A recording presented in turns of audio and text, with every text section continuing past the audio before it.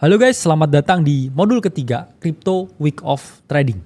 Nah, sebelumnya udah dijelasin mengenai sejarah week off, kemudian mengenai hukum dan prinsip tentang week off. Dan ketiga, ini kita akan mempelajari, membedah, menganalisa, merangkum lebih dalam mengenai siklus di market secara umum. Jadi ada dua ya nanti.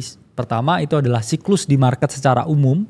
Dan nanti ya itu adalah siklus atau fase di week off itu sendiri. Tapi kalau teman-teman di sini nggak paham ya terminologi di market secara umum ya fasenya ini apa aja, jangankan menerapkan week off, teman-teman nggak akan bisa ya berhasil menerapkan strategi apapun. Karena dengan mengetahui fase secara umum di market, teman-teman ini akan jauh lebih well known untuk mengambil langkah apa ya di luar menerapkan week off strategi atau tidak. Oke, mari kita bahas mengenai berbagai fase yang ada di market.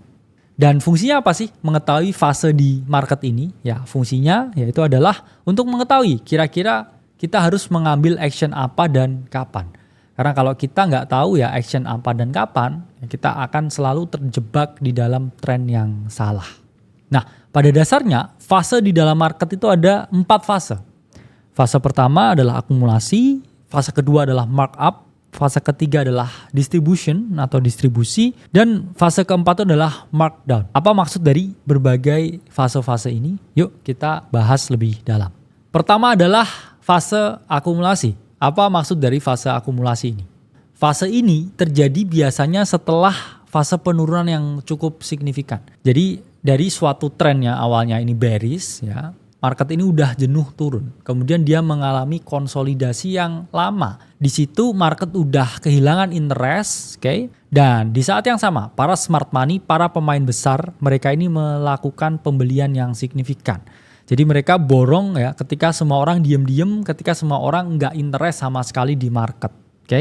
Ini adalah fase mereka membeli ya sebanyak-banyaknya semua aset yang mereka miliki.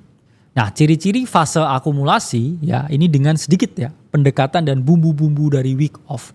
Ini ada 3 ya karakteristiknya. Pertama itu adalah pola range bound. Apa ini maksudnya range bound? Jadi harga itu bergerak atau berkonsolidasi dalam range yang sempit. Jadi range-nya ini pendek dan juga volumenya di situ sangat kecil. Jadi karena kehilangan interest ya market ini secara keseluruhan, gak ada orang yang berdagang di situ ya, paling cuman scalper atau bot trading yang tektokan. Dan kita bilang ya, tight range-nya ini kalau Bitcoin ini 10-20%. Ini disebut ya sebagai range bound.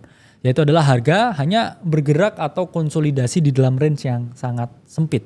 Dan kemudian ya, kedua itu volume naik di support. Jadi setiap kali harga ini mendekati ya support kuat tertentu, volume ini mengalami peningkatan. Tandanya apa? Tandanya mereka, para smart money, ini mulai membeli di low ya. Jadi ketika harga ini mendekati lows, mereka melakukan yang namanya pembelian ya. Approaching lows, smart money gunakan ya semua uang yang dimiliki untuk beli sehingga volumenya mengalami kenaikan. Dan ketiga, ada yang namanya spring kalau di dalam week off strategy. Spring atau shake out ini adalah keadaan ketika harga ini menembus low-nya, namun kemudian dia melakukan V-shaping naik ya. Istilah lain yang kita tahu adalah the grab, yaitu adalah suatu jebakan yang mana menjebak para retail ya, untuk short on breakdown atau mereka kapitulasi ya ketika harganya turun. Namun kemudian harga ini V-shaping ya, naik balik lagi ke dalam range-nya. Nah, kedua itu adalah fase markup. Apa itu fase markup? Yaitu adalah fase yang terjadi setelah fase akumulasi ya. Jadi akumulasi selesai, timbullah fase markup. Di sini udah lebih confident ya para pembeli ya atau para bulls, dan di sini sentimennya udah dari fear ya, udah berubah ke sedikit greed ya. Karena mereka udah lihat hijau-hijau di market dan harga udah keluar dari range bound-nya atau harga ini udah breakout di atas harga akumulasinya. Jadi fase konsolidasi ya yang bergerak dalam fase yang sideway itu udah breakout ke atas dan berubah menjadi bullish di fase markup ini. Nah, ada 3 karakteristik atau 3 ciri-ciri dari fase markup ini. Pertama itu adalah breakout dari range. Apa ini maksudnya? Seperti yang saya ungkapkan tadi, ya, awalnya ini harga hanya berkonsolidasi di dalam range bound-nya atau dalam tight range consolidation. Kemudian, ya, resistance atas atau bagian atas, ya, ini mengalami penembusan. Menunjukkan apa? Ya menunjukkan harga ini berpotensi ya mengalami kenaikan karena dia udah tembus resistance atasnya, menandakan udah selesai fase akumulasi. Nah, kedua ini maksudnya apa? Higher high dan higher low. Ini maksudnya adalah ketika harga ini berhasil menembus ya area akumulasi atau breakout dari range-nya, harga ini akan membentuk suatu struktur pasar yang sehat ya, membuat higher high, membuat higher low, dan mereka mengalami kenaikan yang ya makin lama makin tinggi ya, struktur pasar yang sehat menunjukkan adanya ya struktur market yang bullish karena dia printing higher high dan higher low. Dan ketiga ya ini volume meningkat. Nah, volume yang meningkat ini menunjukkan kalau memang orang-orang ini mulai FOMO ya, partisipasi market ini mulai tinggi. Wah, ini udah breakout nih chartnya, oke saya beli. Trader yang lain lihat juga, oke saya juga beli. Institusi besar yang ketinggalan, oke saya juga beli ya, sehingga volume meningkat dan harga di sini mengalami yang namanya kenaikan. Ketiga, itu adalah fase distribusi. Apa itu fase distribusi? Nah, fase ini terjadi ketika para smart money ini mulai mendistribusikan aset mereka atau mereka ingin take profit dari fase akumulasinya. Mereka udah akumulasi, udah beli barang, harga naik, ya markup, partisipasi publik terjadi. Selanjutnya mereka ini menjual ya berbagai aset yang mereka miliki. Ini disebut sebagai fase distribusi. Nah, fase distribusi ini memiliki 3 karakteristik, memiliki 3 ciri-ciri. Apa aja ciri-ciri tersebut? Pertama ada polar range bound. Ini persis dengan fase akumulasi, di mana harga ini hanya melakukan konsolidasi ya, kocokan ya atas bawah di range yang sangat sempit. Itulah kenapa disebut ya mirip dengan fase akumulasi. Cuman bedanya polar range bound di dalam distribusi ini di atas ya.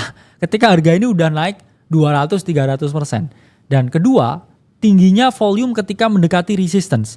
Apa ini maksudnya? Jadi kan kalau di fase akumulasi ketika mendekati range bawah di fase akumulasi itu terjadi peningkatan volume yang signifikan, smart money buying.